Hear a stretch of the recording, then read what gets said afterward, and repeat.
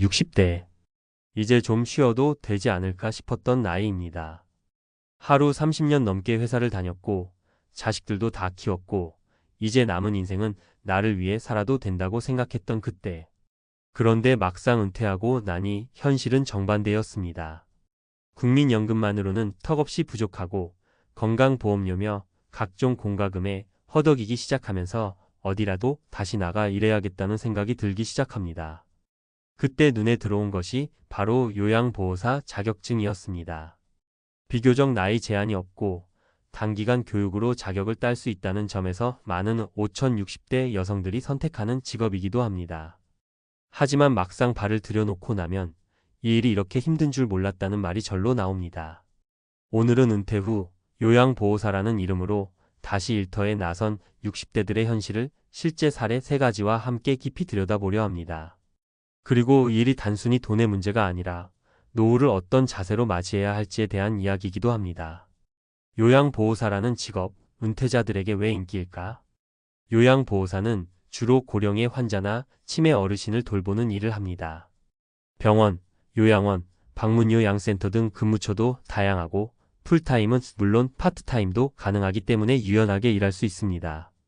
게다가 자격증 취득이 상대적으로 쉽고 정년이 사실상 없다는 점은 은퇴자들에게 꽤 매력적인 조건이 됩니다. 그러나 문제는 생각보다 훨씬 힘들다는 것, 그리고 감정 노동의 강도가 너무 높다는 점입니다. 특히 체력이 떨어지는 60대 여성들에게는 반복되는 이동, 육체 노동, 때로는 환자의 폭언까지 감당해야 하는 일이 되어버립니다. 사례일 백화점 정년 퇴직 후 기저귀를 갈게 될 줄 몰랐어요. 마이너스 최정순 63세. 최정순 씨는 대형 백화점에서 30년간 근무했습니다. 정년 퇴직을 앞두고 앞으로는 여행이나 다니면서 살아야지 했지만 퇴직 후 6개월 만에 통장 잔고가 바닥나는 걸 보며 깜짝 놀랐습니다. 그때 딱 생각난 게 요양보호사 자격증이었어요. 한 달 교육받고 바로 취업했죠. 그런데 첫날부터 충격이었습니다. 환자 기저귀 가는 일, 욕창 닦는 일 감정적으로 너무 힘들더라고요. 하지만 그녀는 여전히 그 일을 계속하고 있습니다. 이유는 단순합니다. 쉴 수 없어서요. 지금도 일 안 하면 매달 적자예요. 사례의 치매 어르신한테 맞았어요. 그날 많이 울었습니다. 마이너스 김정혜 66세. 김정혜 씨는 이혼 후 혼자 살아왔고 자녀들도 모두 독립한 상태입니다. 60이 넘고 나니 번듯한 회사 취직은 불가능했고 방문요양 일자리부터 알아봤습니다. 어르신 한 분은 치매가 심하셨어요. 제가 밥을 떠먹여 드리려다 맞은 적도 있었고 온갖 욕을 다 들었습니다. 내가 우리 집 안방에 들어와?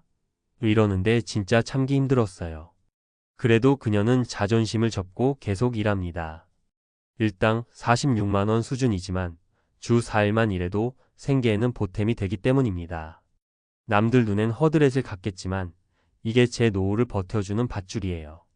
이거라도 없으면 무너져요. 사례 3 우리 부부는 둘 다 요양보호사입니다. 마이너스 박영호 68세. 박영호 씨는 은퇴 후 아내와 함께 요양보호사 자격증을 따고 둘이 같은 요양원에 근무하고 있습니다. 부부가 함께 일하면 서로 감정적으로 의지할 수 있어 덜 힘들다고 했지만 체력적으로는 여전히 버겁다고 합니다. 아내가 허리 디스크가 있어서 요즘은 제가 대부분 체위 변경을 해요. 밤새 근무하는 날은 둘 다 초췌하죠. 그럼에도 불구하고 두 사람은 이 일을 소중하게 여깁니다.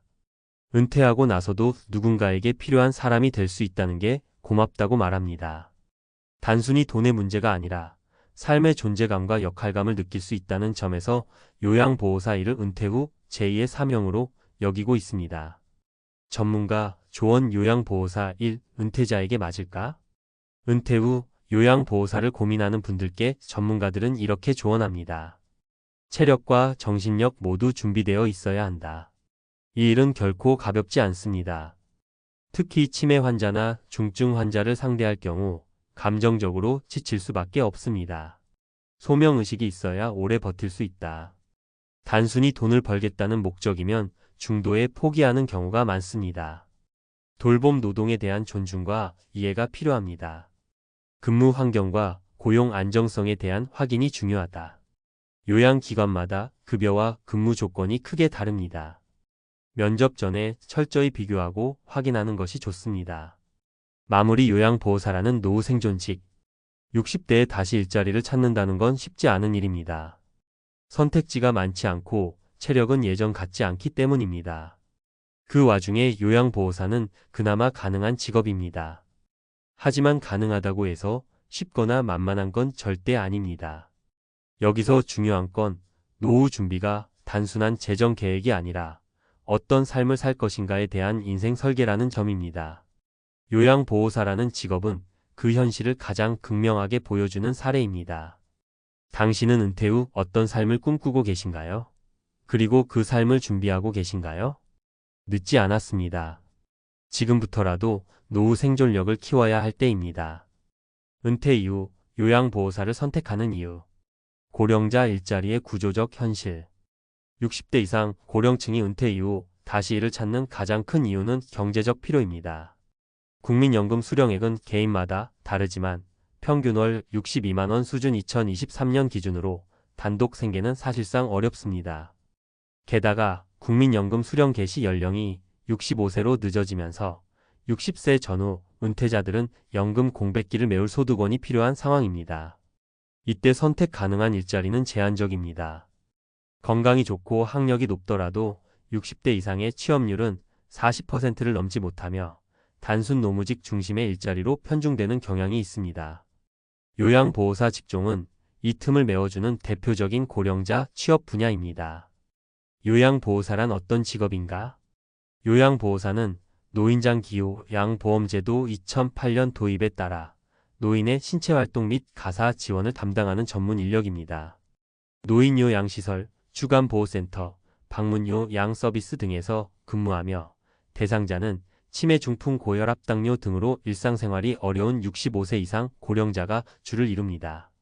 주요 업무: 식사, 배변, 목욕, 체위 변경 등 일상생활 지원, 말벗, 정서적 교류, 의료기관 동행, 생활기록지 작성 및 기관보고, 요양보호사 자격 취득 방법.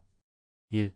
교육과정 수료 총 240시간, 이론교육 80시간, 실기교육 80시간, 현장 실습 80시간. 2. 자격시험 응시 및 합격. 한국보건의료 인국가시험원 주간. 100점 만점 기준 과목별 40점 이상, 평균 60점 이상. 3. 자격증 발급 후 취업. 민간요양기관, 재가복지센터, 요양병원 등의 지원 가능. 교육비용은 약 30만 50만 원 수준이며 일부 지자체 및 고용센터에서는 국비 지원 또는 교육비 일부 환급 제도도 시행 중입니다. 장점과 단점. 은퇴자 관점에서의 요양보호사 직업 분석.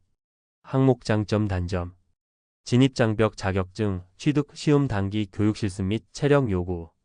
고용 안정성 고령자, 취업 장려로 수요, 지속 임시직 비율 높음, 계약직 다수. 근무 시간 파트타임 가능, 일정 선택 유연 스케줄 불안정, 감정 노동 많음. 소득월 10만 180만 원 수준, 주 35일 기준 고강도, 노동 대비 낮은 보수. 사회적 가치 누군가에게 꼭 필요한 존재가 됨. 돌봄 노동에 대한 낮은 사회적 인정. 요양보호사 수요는 앞으로도 늘어난다. 통계청 자료에 따르면 2025년이면 전체 인구의 20%가 65세 이상, 이른바 초고령 사회에 진입합니다. 동시에 치매, 중풍 등 장기 요양이 필요한 노인의 수도 급증하고 있습니다. 장기 요양보험 등급 판정 인원. 2013년 약 38만 명, 2023년 약 107만 명. 요양보호사 수요 역시 연 35만 명 수준 증가 중. 즉, 요양보호사는 고령화 사회에서 지속적으로 성장할 직업군이며 은퇴 이후 경제활동을 이어가야 하는 중장년층에게는 비교적 안정적인 기회를 제공합니다. 이 직업을 고려할 때 반드시 알아야 할 점. 체력과 정서적 준비는 필수입니다. 단순한 가사 도우미 업무가 아닙니다. 기저귀 교체, 욕창 관리, 거동 보조 등 신체적 부담이 큰 업무가 다수 존재합니다. 또한 치매 환자의 반복된 언어, 폭언 등에 감정적으로 소진되기 쉽습니다. 사전 기관 선택이 중요합니다. 시설마다 근무 환경, 급여 체계, 대상자 수, 안전 대책 등이 천차만별입니다.